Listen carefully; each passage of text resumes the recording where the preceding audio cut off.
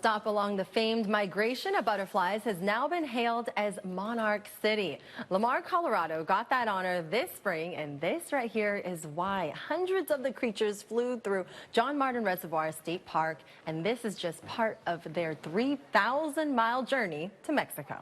Fantastic, happens all the time. So now as the weather is shifting into fall, millions of these brightly colored monarch butterflies will make that long journey south to their winter home.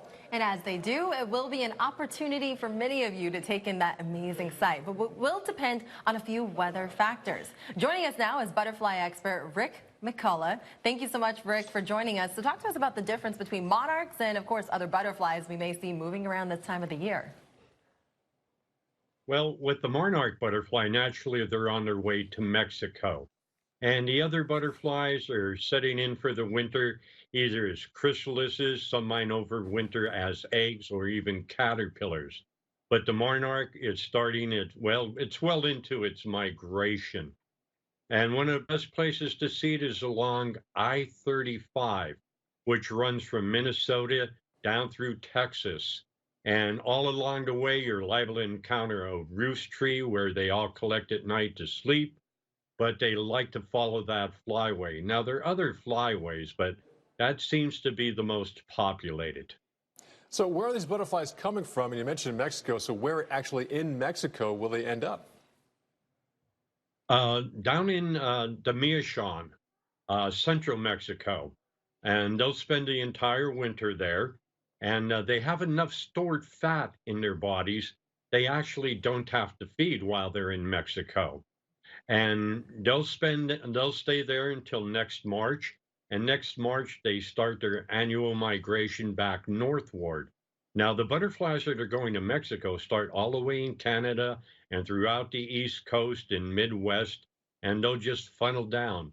Now, normally it takes them 6 to 8 weeks to make the 3,000-mile trip, but weather has a lot of factors to play in that migration. So yeah, let's elaborate. I mean, that was my next question, actually. What cues from the weather make these butterflies even begin their journey? Well, it's actually the angle of the sun to the horizon. And once it no longer gets above 56 degrees, that triggers their migration mode. Now, along the migration route, weather plays a big factor. Now, one would be rain that we're experiencing now and most of the country, and butterflies could get wet, and if it's raining hard, naturally they're going to hide under vegetation until it stops raining. But if they get too wet, their wings get too heavy and they can't flap them, and they're going to burn up a lot of that stored fat. So they're going to just find a nice place to perch and dry off in the sun.